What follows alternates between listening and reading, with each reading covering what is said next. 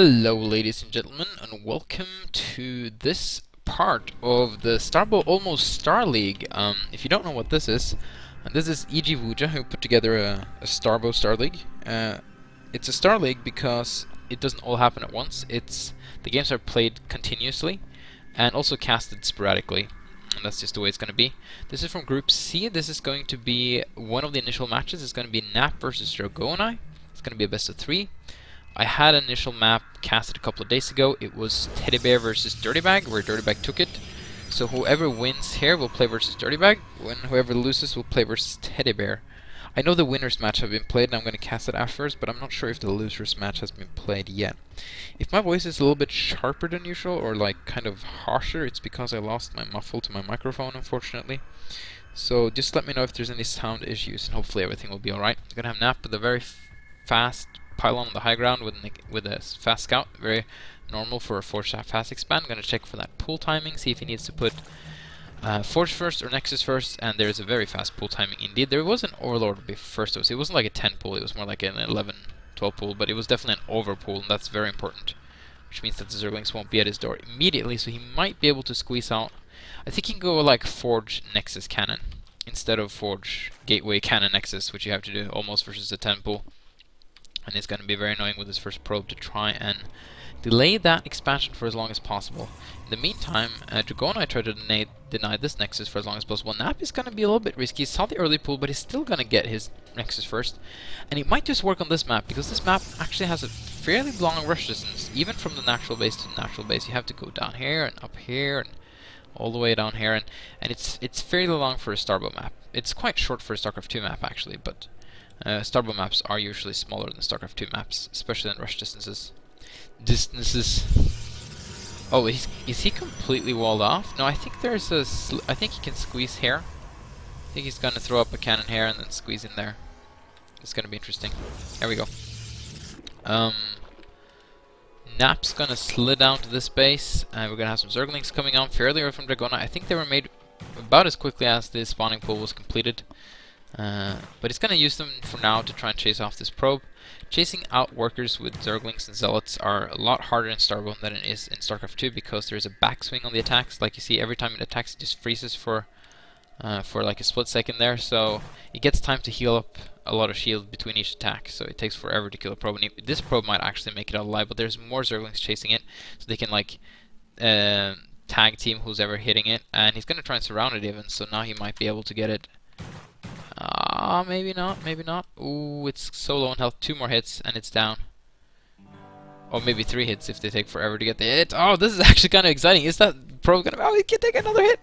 He's got 2 HP left, and here comes the cannon. Are they gonna follow it into... Oh, wow, and he loses a Zergling. He loses 2 Zerglings for that, and the probe gets out alive.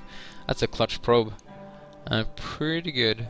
Hopefully you can hear me. Yeah, the microphone should be working. Nap's going to check for third bases. This is crucial for a Protoss player to check for third bases, because if you don't see a third base coming up... No, there could be one over here though. This is another third base spot for this map. But if there is no third base coming up in a while, then you are... It's going to be some sort of 2-base play. It's usually a Hydro Rush, but it could also be like super fast Mutalusks, both of which need proper respawns, or you're just going to be dead. Especially the Forge Fast Expand opening. If you're like on a 1 base, you're a lot more adaptable, but with a Forge Fast Expand, the only thing you can really do against tons of early Hydras are just throwing out a lot of cannons and slowly taking towards speed lots, and then eventually Storm. And versus those Mutalisks, you need to just start adding on Starports and Corsairs and just cannon up your mineral lines. And maybe start making some Stalkers. So it's really difficult to like know what to do as a Protoss player versus a Zerg that's 2-basing. You really need the intel, and he's sending out the Zealots, and I like this because this might help him get intel, because if these Zealots get surrounded by Zerglings, he can always rift them home. He doesn't have any rift here. Okay, no, actually he doesn't have any rift at all in a long time now, so he's gonna have to be a little bit careful. Man, it's good to cast Starbow again. It's been a while. It feels great. This is a good day for casting. It's gonna be a fast spire for Dragonei. So we'll see how it works.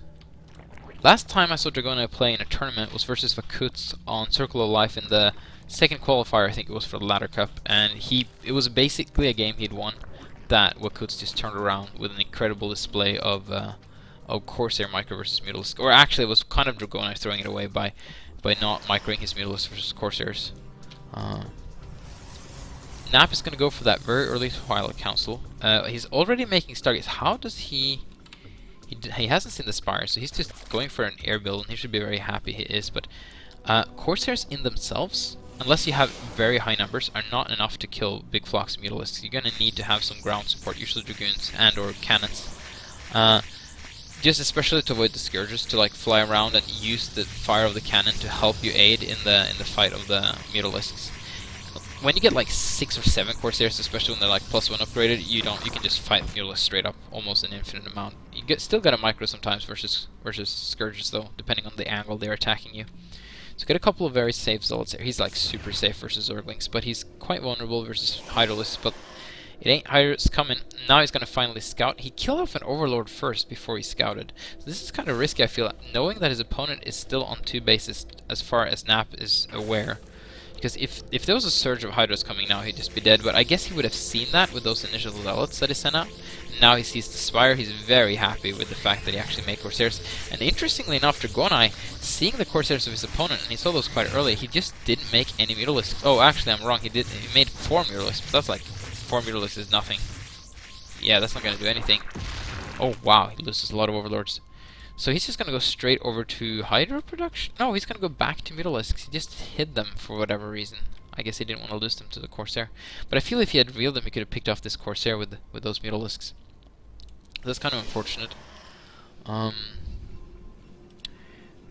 is recharging. He's adding on Stalkers. He should definitely be adding on more Corsairs. So he still only has 2, and now he's finally getting a 3rd one. He doesn't really need that many Stalkers. He really needs Corsairs to defeat the Mutalisks, especially when he can. So it's very unfortunate. Corsairs are going to fly in. Well, what am I saying? They're flying back to their own base. He's going to have a 3rd one. He's going to get a 4th one. If he can have like 5 Corsairs by the time the Mutants come out, he can have a better chance. But there's a lot of Scourges on the way, and Lurker Den, and Dragonei is staying on 2 bases. He's finally going to take a 3rd, but he's playing very interesting. Interesting PvT. This is cast from replays, Izeal, so I can't do Desert Tech. But maybe after I'm done casting these games from replays, I can see if someone wants to play on that map. I'll definitely want to check it out. And now I finally uploaded it correctly as well. Oh, he's gonna go straight for the Templar Archives. I don't know if that's really needed. Oh, but the Scourges are further out to try and deal with the Corsairs. But here comes this Stalkers first, and this is a formidable force to kill Mutalisks with. And you don't want to stay anywhere close to that. Getting a couple of free shots off even. Zealots are just gonna move out, I think. See, when your opponent makes Mutalisks, your Zealots are pretty much just dead weight, so a lot of times people just go and attack with the Zealots, but this isn't that many Zealots, and his opponent isn't just going for Mutalisks, he's also getting Lurkers, he's getting static defense, so in this case, I think it's just better to leave the Zealots at home. So Corsairs are going to move out again with the Thorn Lizard. Oh, randomly got that in there. Yeah, I see. I forgot to remove foliage and generate it again after I did some retextures. I have some really weird foliage on this map I see now, but whatever. So we're gonna have another Thorn Lizard join these Corsairs, and the Zealots are gonna try and poke and deny this expansion, but it's a lot of Mutalisks, it's a lot of Scourge. It's gonna be very difficult with only 4 Corsairs. Why? Okay, he's making more. Okay, he's got one more. He's making a 6th. He's going to try and deny this 3rd base while taking a 3rd base of his own. I feel Nap is being a little bit greedy here, but if he can pull this one off, he pretty much wins the game. Oh, Archon here. Archon is very good versus Scourge, but there's a Lurker here and dealing so much damage to these Zealots. Okay, Dragonei losing a lot of units there though, but this Lurker kills so many Zealots, so he did lose his base, but in the meantime Nap lost a big portion of his army. He's still ahead in army supply though, because Zerg is just... Zerg from a 2 base is not gonna have a lot of army. They're gonna have like very high-tech units. They're gonna get early Lurkers, they're gonna get early Mutas, but they're not gonna have like the big numbers of Hydras that you would have from like an early 3rd base with like a big old like 3 base macro Hydra 1-1 push. Oh, and it's Dragonei's time to deny Nap space. Let's see if he can do it. That's a lot of Corsairs. No, that's not a Corsair. Where are the Corsairs? Did he lose all the Corsairs? There's 5 somewhere. Okay, there they are. Well, he's bringing 3? Why wouldn't he bring the rest? Nap, what are you doing? Nap,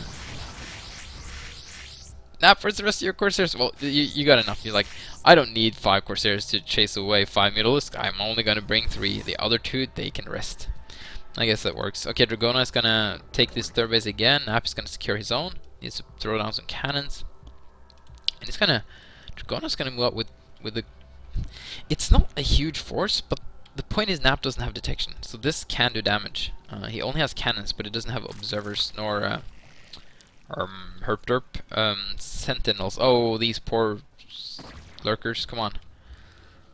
So here we go. I don't know exactly where Dragonei wants to attack. It's really difficult to attack up this ramp. Well, he's not on top of the ramp, like right here, so he's fine.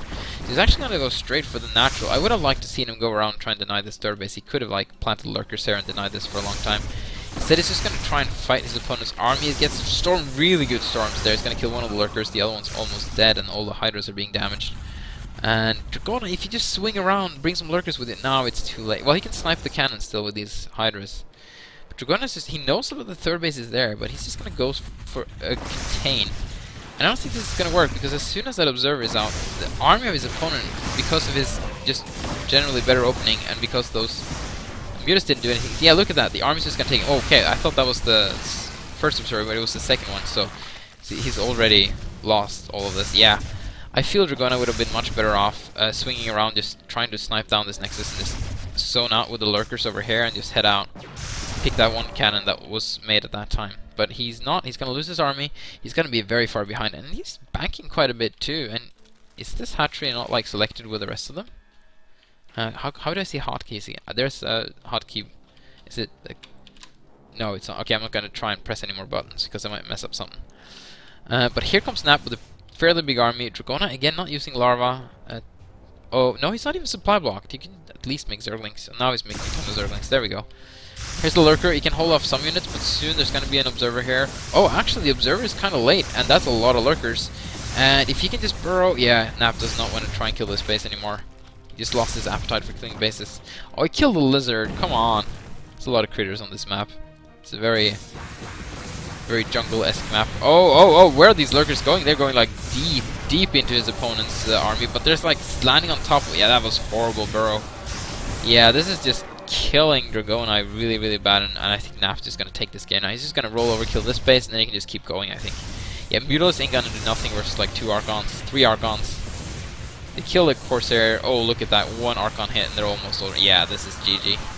There's really nothing Dragonei can do at this point. There we go, GG, and Nap takes the first game.